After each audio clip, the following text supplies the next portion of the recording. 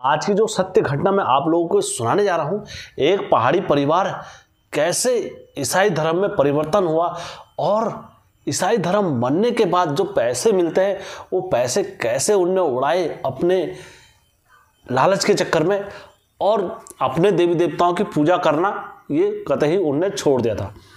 इसी में कि आज की कहानी है, और कहानी को आप पूरा देखना, आपको सीखने को बहुत कुछ मिलेगा। ये कोई भी असत्य घटना नहीं है, ये 101% सत्य घटना है, और किसी को भी इसका प्रमाण चाहिए, कुछ भी चाहिए तो आप हमसे ले सकते हो। दोस्तों, हमेशा की तरह वीडियो में आगे बढ़ने से पहले चैनल का इंट्रो,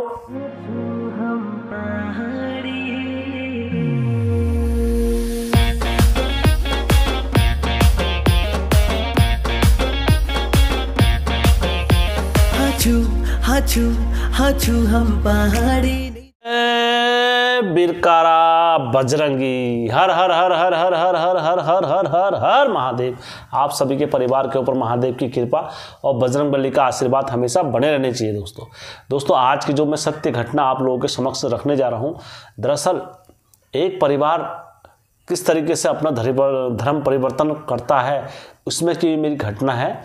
दोस्तों, हमेशा की तरह मैं आप लोगों से पहले कहानी में आगे बढ़ने से पहले रिक्वेस्ट करना चाहूँगा, गुजारिश करना चाहूँगा, निवेदन करना चाहूँगा, अनुरोध करना चाहूँगा, यदि आप लोगों के पास भी कोई ऐसी सत्य घटना है जहाँ पर आपको देवी देवताओं का साक्षात हुआ है, या आपके पितरों ने या किसी भी देवी देवताओं ने उत्तराखंड के आपका घर का न्याय करा है, तो आप हमारे चैनल के साथ साझा कर सकते हैं। अवश्य ही मैं उसमें वर्क करूंगा। दोस्तों, मुझे लेट हो सकती है लेकिन अवेयर नहीं हो। यदि आप सोच रहे हो कि हेम भाई के पास हम कहानी कैसे भेजें, किसके माध्यम से भेजें, तो आप मुझे व्हाट्सएप ग्रुप पे भी भेज सकते हो, आप हमारी मेल आईडी पे भी भेज सकते हो, आप हमारे इंस्टाग्राम पर भी भेज सकते हो, आप चाहे जहां मर्जी हमें भेज सकते हो, क्योंकि आप हेमचू पहाड़ी जैसे सर्च करोगे किसी भी सोशल मीडिया पे तो हमारा नाम आपको मिलेगा। दोस्तों, हमेशा की तरह सत्य घटना में आगे बढ़ते हैं। दोस्तों, एक परिवार किस तरीके से ईसाई धर्म को अपनाता है, ये कहानी उसमें की है। मैं कुछ नाम उनके चिन्हित कर देता हूँ ताकि आप लोगों को कहानी सुनने में आसानी रहेगी। एक परिवार था, दिल्ली में बसे हुए थे और उन पहाड़ के रहने वाले थे, पौड़ी गढ़वाल साइड के। ठीक है, अब मैं आपको उनके नाम चिन्हित कर देता हूँ, क्योंकि शहर की चकाचौंध और शहर का रहन सहन देख के हर किसी का मन करता है कि हम उसी रंग में ढल जाएं। तो इसी में की मेरी कहानी है। दोस्तों, एक परिवार शहर में रहा करता था, जिनके नाम में काल्पनिक तौर पर दीपू और रेखा पति पत्नी थे, और उनका एक पुत्र था जिसका नाम अशोक था। रेखा और दीपू और अशोक जो पति पत्नी थे, बहुत खुशी खुशहाल अपनी ज़िंदगी काट रहे थे शहर में। और दोस्तों, अक्सर ये होता है जब कभी भी हम शहरों में रहते हैं तो अपने देवी देवताओं को तो याद नहीं करते हैं, और भी हम इधर उधर जाकर अपने देवी देवताओं का उपहास उड़ाते हैं। इसी प्रकार इनके जब घर वाले इनको प्रेशर डाला करते थे कि बेटा तुम हमारे घर आ जाओ, घर में पूजा है और ये काम कराना है, ये देवी देवताओं की पूजा करनी है, ऐसा करने। अक्सर हमारे पहाड़ी लोग जहाँ कहीं भी रहते हैं तो साल में या 6 महीने में या 3 महीने में अपने घर जाकर अपने इष्टों की पूजा विधिवत जो नियम प्रणाली होती है उसके अनुसार करते हैं। अब इनको जब भी घर से बुलाया करते थे कि बेटा पूजा है, ये है करके, तो हर बार तो ये टाल दिया करते थे। अंत में इनकी जो पत्नी थी रेखा ने दीपू से बोला कि यार हमें बार बार पहाड़ जाना पड़ता है, ये करना पड़ता है, और हर बार हम जाए इतना कमाते नहीं हम जितना देवी देवताओं में खर्च कर देते हैं, इससे बढ़िया हम क्यों ना अपना धर्म परिवर्तन कर ले, ये कैसा रहेगा। तो उन्होंने कहा नहीं, ऐसी कोई बात नहीं है, हमारे भगवान बहुत शक्तिशाली है। दीपू ने बोला हम जो कुछ भी मांगते हैं हमारे भगवान हमको दे देते हैं। उन्होंने कहा ठीक है, एक मन्नत मांगते हैं, यदि तुम्हारे भगवानों ने वो मन्नत पूरी कर दी तो हम धर्म परिवर्तन नहीं करेंगे, और अगर तुम्हारे भगवानों ने हमारी इच्छा पूरी नहीं करी तो हम मजबूरन धर्म को परिवर्तन करेंगे। तो दीपू ने कहा ठीक है, हाँ चलो ठीक है, आप ये शर्त रख लो और हमारे भगवान हमारे अवश्य सुनते हैं। ये शर्त रखी तो दोस्तों, ये कहावत है कि नारी बोलती है मैं तेज हूँ, और जैसे ब्राह्मण होते हैं हमारे गांव के, तो ब्राह्मण बोलते हैं हम तेज। इनके हमारे पहाड़ों में इसके कई उद्देश्य भी है। जैसे इसमें हमारे पहाड़ों में इसके अभी भी कभी भी आप जाओगे तो इसके दोहे मारते हैं। तो मैं आपको वही बताता हूँ। जैसे ब्राह्मण अगर बोलता है कि सब्बल लाओ, सब्बल लाना है, तो जो नारी होती है वो क्या रख देती है, सुई रख देती है, कहती ये सब्बल जैसा ही तो है, शिव जैसे तो है, शिव जैसा करो। तो ऐसे नारे पंडित कहता है कि गौ लेके आओ, तो नारी क्या ले जाती है, गोला ले आती है। तो इसलिए ब्राह्मण नारी उन्हें हमें तेज है, तो ये कहावत है हमारे पहाड़ों में। तो उसी प्रकार जब इनने देवताओं के सामने कहा कि यार हम एक मन्नत मांगते हैं, तो दीपू ने अपनी पत्नी के साथ कहा ये मेरी मन्नत हो जाएगी पूरी, तो हम धर्म परिवर्तन नहीं करेंगे। तो दोस्तों अक्सर भगवान आपके प्रतिकूल काम नहीं करते हैं। जो इच्छा तुम्हें देनी होगी भगवान ने, तो तुम्हें ज़रूरत की चीज़ ही देगा भगवान, और उससे अधिक नहीं देगा। आप कभी भी इस चीज़ को देखो, क्योंकि हमारे पिताजी से हम वही चीज़ मांगने के अधिकार रहते हैं जो पिताजी के पास हो। अगर हम उससे अधिक मांगेंगे तो पिताजी हमारे हमको नहीं देंगे। तो उसी प्रकार भगवान जी भी होते हैं, जो हमारी ज़रूरत की चीज़ होंगी वही हमें भगवान जी देते हैं, उससे अधिक नहीं देते हैं। तो इनने अपनी मन्नत मांगी, तो इनकी मन्नत वगैरह पूरी नहीं हुआ समय के अनुसार। तो रेखा ने कहा ऐसा है, आपके कहे अनुसार मैंने जो मन्नत मांगी थी वो पूरी नहीं हुई, अब हमें क्या करना चाहिए, धर्म परिवर्तन करना चाहिए। जो आपने कहा था मैं अपने वादे पर मजबूत नहीं, अब आप अपने वादे पर मजबूत रहो। तो इन्होंने कहा चलो ठीक है, अब धर्म परिवर्तन कर देते हैं, और पहाड़ बार बार कौन जाए क्या जाए ये साला बवाल होता है हमारे लिए, तो हम धर्म परिवर्तन कर देते हैं। तो उसके बाद इनने ये चर्च में गए, चर्च में जाके इनने क्या करा, वहाँ पर ईसाई धर्म इनने अपना लिया। और ईसाई धर्म जब अपनाए तो वहाँ पर इनको कुछ पैसे वगैरह भी मिलते हैं। जब धर्म परिवर्तन करते हैं कोई भी दूसरे धर्म से, तो इनको हिंदुओं को पैसे वगैरह दिए जाते थे वहाँ पर। तो इनको खर्चा वगैरह भी दिया गया, और इनने अपना खर्चा वगैरह चलाया, पैसे ऐसे भी सब खाए पिए अपना बराबर कर दे, और अपने देवी देवताओं को पूजना बंद। उसके बाद क्या हुआ दोस्तों, धीरे धीरे जैसे समय आगे बढ़ता रहा, पैसे खत्म होते रहे, और उसके बाद क्या हुआ, इनके स्वप्न में, तीनों जनों के सपनों में एक जोगी आने लग गया। और वो जोगी बार बार आता था, क्योंकि एक बार होता है इस्तेफाक होता है, 2 बार होता है इस्तेफाक होता है, लेकिन कंटिन्यू वही सपने का आना एक संदिग्ध विषय बन जाता है।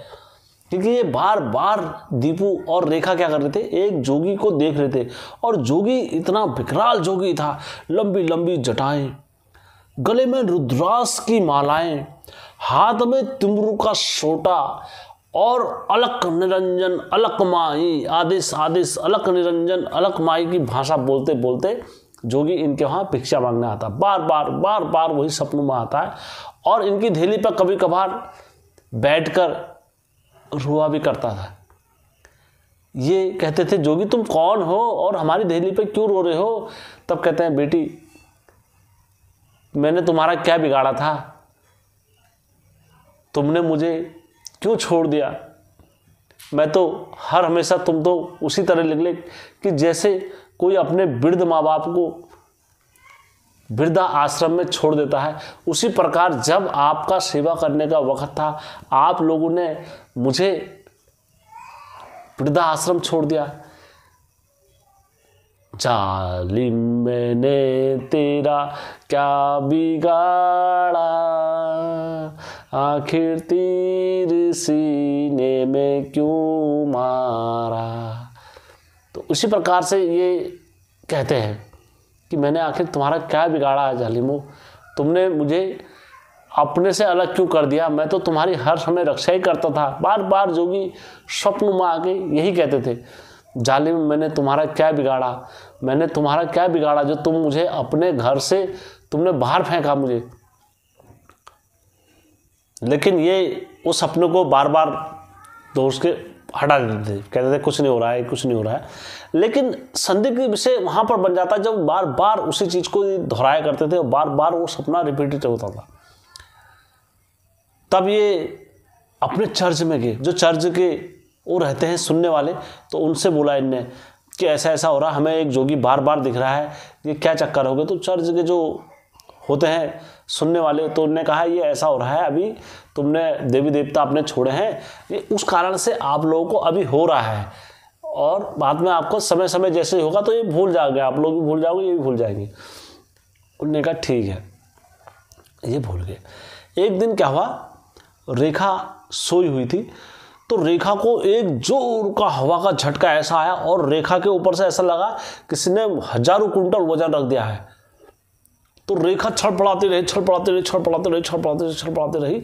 तो रेखा के वो छूटने, और रेखा को ऐसा लगा कि मेरे प्राण अभी निकल जाएंगे। जब रेखा की आंख खुलती है, रेखा देखती है कि मैं अपने घर के पास हूँ, तो अपने पति को बताती है और कहती है ऐसी ऐसी बात हुई, ये हुआ। तो इनके पति कहते हैं अच्छा। तो रात को जब पति सोते हैं तो जोगी इनके सपनों में आता है।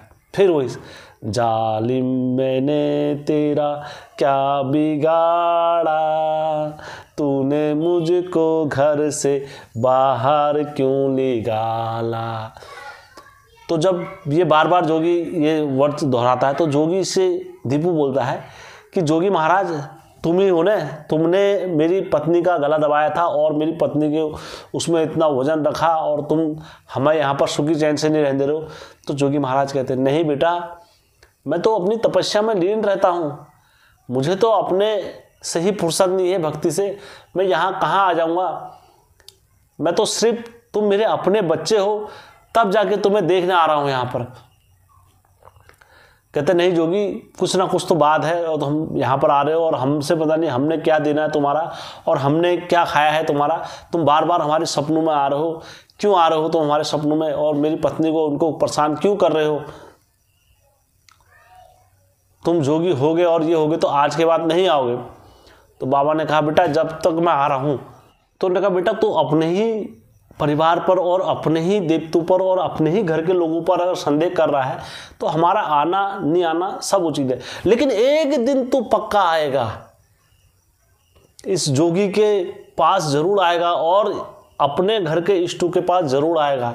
तब तुझे महसूस होगा कि मैं अभी आ रहा हूँ तो तुझे वैल्यू नहीं हो रही है, लेकिन तेरे पास ये जोगी नहीं आएगा, आएगा तू ही अब मेरे पास। कहता ठीक है महाराज जी ठीक है। तो उस दिन के बाद इनका सपनों में जोगी का आना बंद हो गया। लेकिन उसी दिन से इनके घर में अपवित्र शक्तियां इनको दिखने लग गई। कहीं पर रेखा चल रही है और तो और जो इनका पुत्र था अशोक, वो रात में उठ के चलने लग जा रहा था। दीपू रात में उठ के इधर उधर भागने लग जा रहा था। इनके घर में ऐसा माहौल हो गया था कि ना जानो कि आज कोई मरता है या कल कोई मरता है। ये बड़े ही परेशान हो गए थे, इतने परेशान हो गए थे, इतने पीड़ित हो गए थे, तो इनसे कहे रहा नहीं गया। तो ये बहुत परेशान हो गए, इतने परेशान हो गए। इन्होंने कहा आप क्या करें, कैसे करें। जो इनका छोटा वाला पुत्र था अशोक ने कहा पापा जी आप एक बार हमारे जो घर है वहाँ हमने जहाँ पहले घर बनाया था तो हमें वहाँ पर जाके अपने भगवानों से और काली माता की मैं कहानी सुना करता था, एक बार हमें उनसे मन्नत करनी चाहिए और उनसे पूजा करनी चाहिए, क्या पता हम तब बच जाएं। ये सब उनकी मम्मी ने कहा ये पुत्र जो कह रहा है बात सही कह रहा है हमारा, हमें एक बार जाना चाहिए। फिर दीपू ने कहा आप क्यों जाएँ, जब हमने अपना धरिवर्तन ही परिवर्तन कर दिया है, अब हमें वहाँ जाके फायदा क्या है। और ना ही हमें ये चर्च वाले और इतनी जगह हम जा रहे हैं, ना ही ये बचा क्यों नहीं पा रहे हैं, इतनी जगह हम चले गए हैं, इतनी जगह हम जा रहे हैं, क्यों नहीं कर रहे हैं हमारी रक्षा।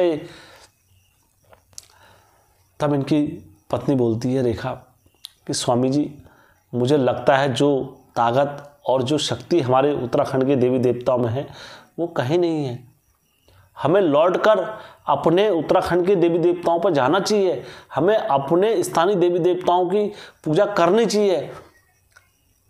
तो कहते हैं ठीक है हम आज सुबह ही निकलेंगे और अपने वहाँ जहाँ मंदिर था हमारा पूजा का वहाँ जाएंगे। तो ये अपने मंदिर में जाते हैं, वहाँ पर साफ सफाई और सब कुछ करते हैं, वहाँ पर धोना धाना और उसमें पूजा पाठ। फिर जो मंदिर में जाले लग चुके थे वो मंदिर पूरा इनने साफ करा। साफ करने के बाद आराम से वहाँ बैठने के बाद इनने पूजा करी। पूजा करने के बाद इनने कहा प्रभु हमसे जो भी गलती हुई है, जो भी दया दृष्टि जो भी है, तुम्हारे आशीर्वाद हमारे ऊपर बनाए रखो। हे मेरे घर के इष्टों, हे मेरी काली माता, हे मेरे निरंकार देवता, हे मेरे जोगियों, हे भैरव बाबा, हे नरसिंह देवता, मेरे उत्तराखंड के जितने भी देवी देवता हों, आज हम ऐसी विपदा में पड़ गए, हमने ऐसा काल हमारे सर पे बैठा जो हम अपने उत्तराखंड को भूल गए, ऐसा काल ऐसी बुद्धि हमारे दिमाग में बैठी जो हम अपने उत्तराखंड के देवी देवताओं को भूल गए। हे प्रभु हमारी रक्षा करो। जब इतने वचन ये वहाँ पर कहते हैं और कहने के बाद तुरंत अपने घर जाते हैं, और घर जाने के बाद इनको नींद पड़ती है, और इतनी गहरी नींद पड़ती है पति पत्नियों को दोनों को, और इनको कुछ पता नहीं रहता। और सपनों में देखते हैं कि आकाश से एक बिजली गिरती है, भयंकर नीचे गिरती है, भड़ाक गिरती है। तो वो बिजली इतनी भयंकर थी, उसमें से काली माता स्वयं प्रकट हुई, इतनी विकराल रूप में हुई, इतनी भयंकर जीभ थी माता की, लाल और लंबे लंबे दांत, और इस टाइप से मुंडू की माला गले में, और माता खप्पर लेके चल रही थी आगे। तो जैसी माता इनके घर की ओर को बढ़ रही थी, आकाश पूरा लाल हो गया था। इनकी धेली से जैसे अंदर आई माता, जितने इनके इर्द गिर्द असुर शक्तियां थी, तो पूरी झुंड बना के बैठी हुई थी। तो काली माता के वहां पर आते ही, जैसी काली माता आई तो असुर शक्तियां काली माता पर लड़ने के लिए भिड़ने लगी। तो काली माता के तेज से भैरव बाबा, नरसिंह देवता, जितने थे सब लोग आए, और वो बड़ा भयंकर युद्ध चल रहा है। ये स्वप्न में चल रहा है दोस्तों, और युद्ध चल रहा है, इतना विकट भयंकर चल रहा है, कोई इधर से मार रहा, कोई इधर से मार रहा, कोई इधर से मार रहा, कोई इधर से मार रहा। अंत में सबको मार दिया। और काली माता जब अंदर आई, अंदर आने के बाद इन दोनों के सर पर हाथ रखा, और हाथ रखने के बाद से काली माता इतनी विकराल हो गई, इतनी विकराल हो गई, संभाला नहीं जा रहा था।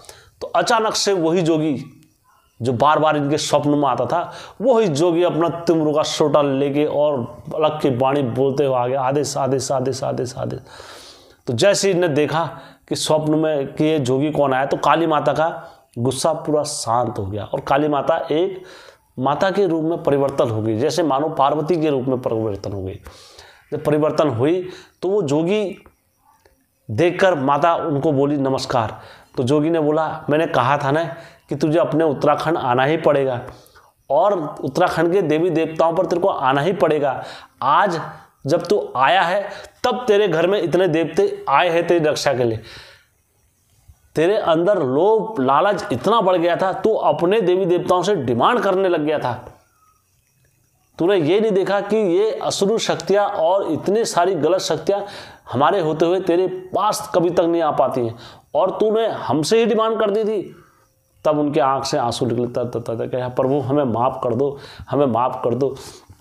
उसके बाद इनकी आंख खुलती है, और जैसी दोनों पति पत्नी सुबह को मिलते हैं, कहते हैं प्रभु स्वामी जी मैंने एक स्वप्न देखा, ऐसी ऐसी बात हुई। तो इनके पति कहते हैं मैंने भी यही स्वप्न देखा। ये कैसे संभव हो सकता है, एक स्वप्न दोनों जने देखें और सेम जो आपने देखा यही मैंने देखा।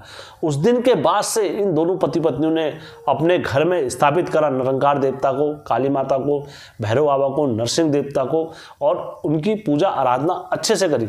दोस्तों ये जो कुछ भी है सत्य घटना है, इसमें कुछ भी असत्य नहीं है, उनने खुद अपने मुख से बताया। उस दिन के बाद आज तक इनके घर में कभी किसी भूत प्रेत का छाया नहीं पड़ा। दोस्तों ये सत्य घटना है। कहानी अच्छी लगी होगी, चैनल को लाइक, सब्सक्राइब और शेयर करना कतई मत भूलना दोस्तों।